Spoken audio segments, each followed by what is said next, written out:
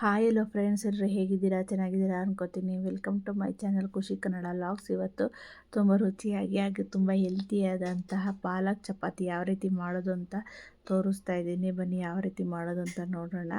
ತುಂಬ ಹೆಲ್ತಿಯಾದ ರೆಸಿಪಿ ಮತ್ತು weight loss ಮಾಡೋರಿಗಂತೂ ತುಂಬ ಒಳ್ಳೆಯ ರೆಸಿಪಿ ಇದು. ಇದಕ್ಕೆ ನೋಡಿ, ಫಸ್ಟಿಗೆ ನಾನು ಒಂದು 2 ಕಪ್ಪಷ್ಟು ಗೋಧಿ ಹಿಟ್ಟು ಅಂದರೆ ವೀಟ್ ಫ್ಲೋರ್ನ ಹಾಕೋತಾ ಇದ್ದೀನಿ. ಗೋಧಿ ಹಿಟ್ಟು 2 ಕಪ್ಪಷ್ಟು ತೊಗೊಂಡಿದ್ದೀನಿ. ಇದಕ್ಕೆ ಈಗ ಒಂದು ಟೇಬಲ್ ಸ್ಪೂನಷ್ಟು ಉಪ್ಪನ್ನು ಆ್ಯಡ್ ಮಾಡ್ಕೊತಾ ಇದ್ದೀನಿ. ನೋಡಿ, 2 ಕಪ್ ತೊಗೊಂಡು ಇದಕ್ಕೆ ಅಂದರೆ ನಿಮಗೆ ಕ್ವಾಂಟಿಟಿ ಎಷ್ಟು ಬೇಕೋ ಅಷ್ಟನ್ನು ಹಾಕ್ಕೊಳ್ಳಿ.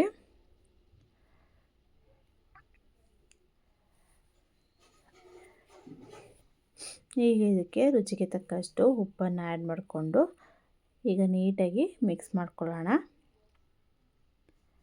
ಹಿಟ್ಟು ಮತ್ತು ಗೋಧಿ ಹಿಟ್ಟು ಮತ್ತು ಉಪ್ಪನ್ನು ನೀಟಾಗಿ ಮಿಕ್ಸ್ ಮಾಡಿಕೊಂಡು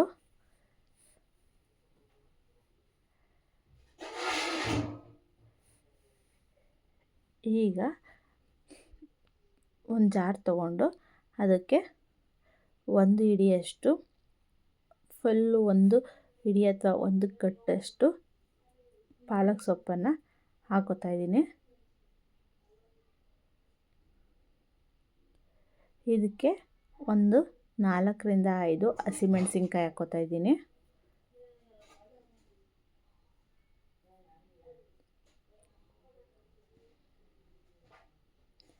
ಪಾಲಕ್ ಸೊಪ್ಪು ಹಾಕೊಂಡ ನಂತರ 1 ಟೇಬಲ್ ಸ್ಪೂನು ಜೀರಿಗೆ, ಒಂದು 4 ಹಸಿಮೆಣಸಿನ್ಕಾಯಿ ಹೀಗಿಷ್ಟನ್ನು ಹಾಕ್ಕೊಂಡು ಮಿಕ್ಸಿ ಮಾಡಿಕೊಂಡು ಬರೋಣ.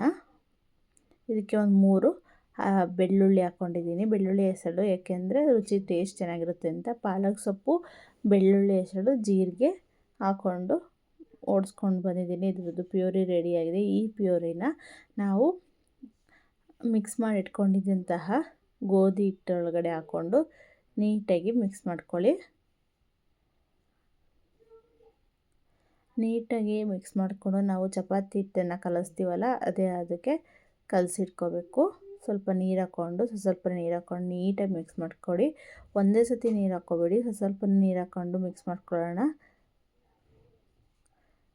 ನೋಡಿ, ಕಲಸಿದಂತಹ ಜಾರಿಗೆ ನಾನು ನೀರು ಹಾಕ್ಕೊಂಡು ಮಿಕ್ಸ್ ಮಾಡ್ಕೊತಾ ಇದ್ದೀನಿ. ಏಕೆಂದರೆ ಸ್ವಲ್ಪ ಜಾರಲ್ಲಿ ನಾವು ಅಂದರೆ ರುಬ್ಬಿದ ನಂತರ ಜಾರಲ್ಲಿ ಸ್ವಲ್ಪ ನೀರು ಹಾಕಿ ಅಲ್ಲಾಡಿಸ್ಕೊಂಡ್ರೆ ಎಲ್ಲ ನೀಟಾಗಿ ಬರುತ್ತೆ.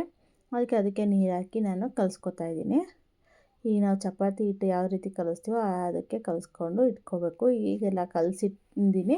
ಈಗ ಇದಕ್ಕೆ 1ರಿಂದ 1.5 ಚಮಚದಷ್ಟು ಎಣ್ಣೆನ ಹಾಕ್ಕೊಂಡು ಮೇಲೆ ನೀಟಾಗಿ ಮಿಕ್ಸ್ ಮಾಡಿಕೊಂಡು ಸ್ವಲ್ಪ ಒಂದು 10 ನಿಮಿಷ ನೆನೆಯಲಿಕ್ಕೆ ಬಿಡೋಣ.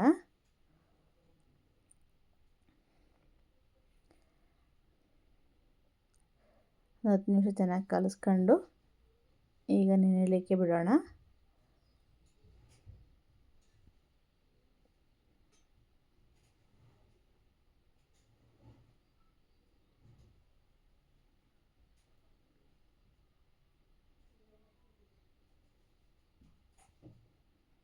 ಈಗ ನೋಡಿ, ನೀಟಾಗಿ ಮಿಕ್ಸ್ ಮಾಡಿಕೊಂಡು ಇದನ್ನು ನೆನೆಯಲಿಕ್ಕೆ ಬಿಡ್ತಾಯಿದ್ದೀನಿ. ತುಂಬ ಒಳ್ಳೆ ಹೆಲ್ತಿ ರೆಸಿಪಿ ಇದು.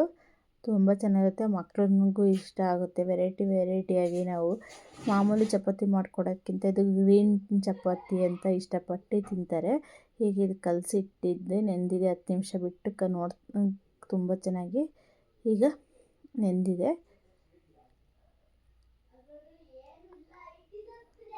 ಈಗ ಇದನ್ನು ಸ್ವಲ್ಪನೇ ಉಂಡೆ ಮಾಡಿಕೊಂಡು ನೋಡಿ, ಹಸಿ ಹಾಕ್ಕೊಂಡು ಸ್ವಲ್ಪನೇ ಈಗ ನಾವು ಮಾಮೂಲಿ ಚಪಾತಿ ಲಟ್ಟಿಸ್ತೀವಲ್ಲ ಅದಕ್ಕೆ ಲಟ್ಟಿಸ್ಕೋಬೇಕು.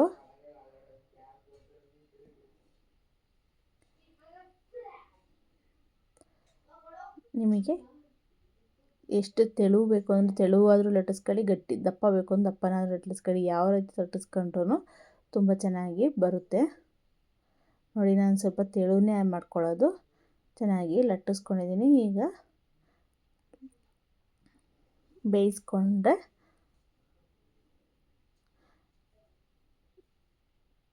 ನೋಡಿ ಎಷ್ಟು ಚೆನ್ನಾಗಿ ಬಂದಿದೆ. ಈಗ ಬೇಯಿಸ್ಕೊಳ್ಳೋಣ. ಬೇಯಿಸ್ಕೊಳ್ಳೋಕ್ಕೆ ಹಂಚನ್ನು ಕಾಯ್ಲಿಕ್ಕೆ ಇಟ್ಟಿದ್ದೆ. ಈಗ ನಾವು ಚಪಾತಿನ ಬೇಯಲಿಕ್ಕೆ ಹಾಕೊಳ್ಳೋಣ. ನೋಡಿ, ಒಂದು 5 ನಿಮಿಷ ನಾವು ಹಾಕಿದ ನಂತರ ಈ ಥರ ಬಂದಿದ ತಕ್ಷಣ ನಾವು ಸ್ವಲ್ಪ ಎಣ್ಣೆ ಸ್ಪ್ರೆಡ್ ಮಾಡಿ ಮಗ್ಸ್ಕೋಬೇಕು, ಇಲ್ಲಾಂದರೆ ಚಪಾತಿ ಹಾರ್ಡಾಗುತ್ತೆ. ಈ ಥರ ಮಾಡಿಕೊಂಡ್ರೆ ತುಂಬ ಸಾಫ್ಟಾಗಿ ಬರುತ್ತೆ. ನೋಡಿ, ಸ್ವಲ್ಪ ಮೇಲೆ ಬಬಲ್ಸ್ ಬರೋಕ್ಕೆ ಸ್ಟಾರ್ಟ್ ಆಗ್ತಾಯಿದೆ.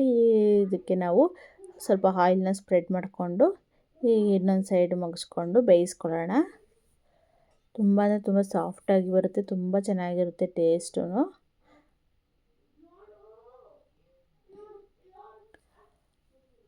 ನಾವು ಇದಕ್ಕೆ ಪಾಲಕ್ ಸೊಪ್ಪು ಹಾಕಿ ಮಾಡಿದ್ದೀವಿ ಅಂತಲೇ ಗೊತ್ತಾಗಲ್ಲ, ಆ ಥರ ಇರುತ್ತೆ.